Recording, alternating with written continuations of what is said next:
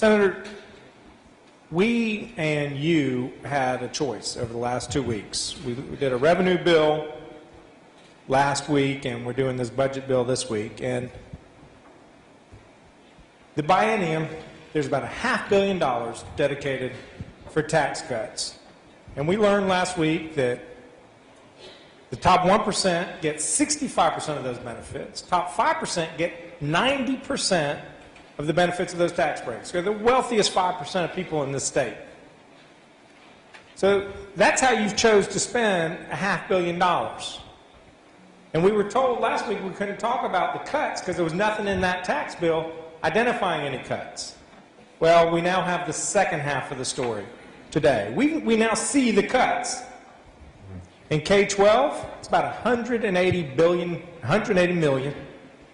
over the biennium.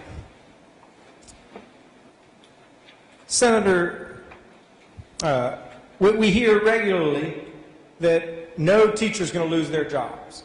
But here's a fact, and I know that facts are important. There are 4,000 fewer teachers today than there was 4 years ago, 4,000 fewer. There are 11,000 fewer school personnel, including teachers, today than there were 4 years ago. Now, part of that is understandable. Why?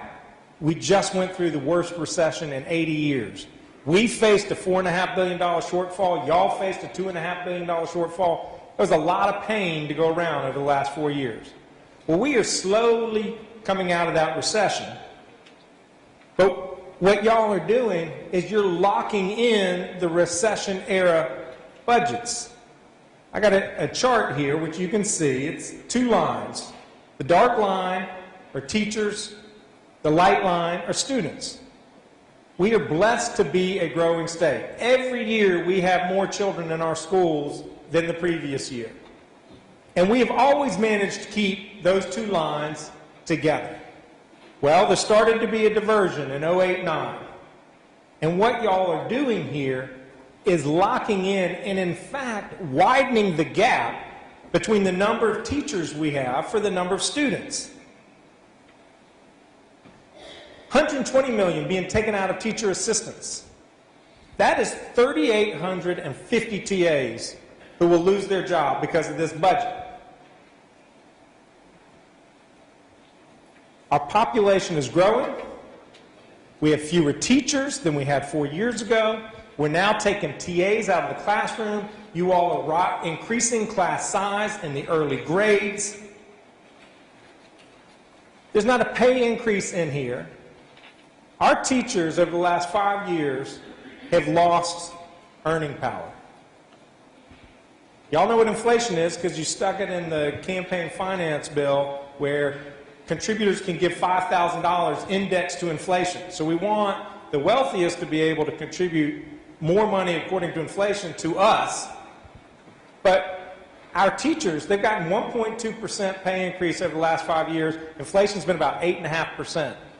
They earn less today than they did before. In fact, you know, we hear all about the Southeast and what our ranking is in the Southeast. 5 years ago, North Carolina was second in the Southeast out of 12 in what we paid. We were 25th in the nation. Today, we're 11th out of 12. We have fallen. We are 48th in the country in what we pay our teachers. So we aren't paying them. We're reducing the number. We're taking away the TAs. And this has an effect on kids. There is no way we can have improved education for our young people if we are underfunding our K-12 schools. There are vouchers in this bill. We have never once debated the notion of vouchers. Not last session, not this session. This is a radical policy change to K-12 education. We didn't debate it once. It's in this budget. That is wrong.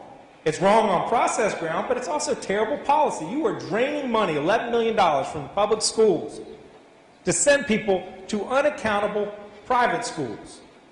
There are all kinds of requirements in here on what we're doing to teachers in terms of raising standards, raising accountability. But I guess if you go to a private school, Doesn't really matter if they have any standards. We don't care. We are undermining public education with this legislation. $37 million cut to the community colleges over the biennium. Raising tuition on students who go to community colleges. $250 million cut to our universities on top of last biennium, $434 million from our universities. Folks, they are precious, and you can cut them, and you can cut them, and you can cut them, and one day you're going to turn around and see that they are not the crown jewels that they once were. That is the risk you are taking. Under your budget, 11,000 fewer students will get need-based financial aid to go to college. Pre-K, this year, 29,600 kids, slots for pre-K. Under your budget, 27,500. We are cutting 2,100 slots for pre-K with this budget. None of this is necessary. If you hadn't chosen to give tax cuts to the wealthiest 5% of the people of this state and to large, profitable, out-of-state corporations, we could have used that $500 million and plugged this $500 million cut you're making to public education in North Carolina.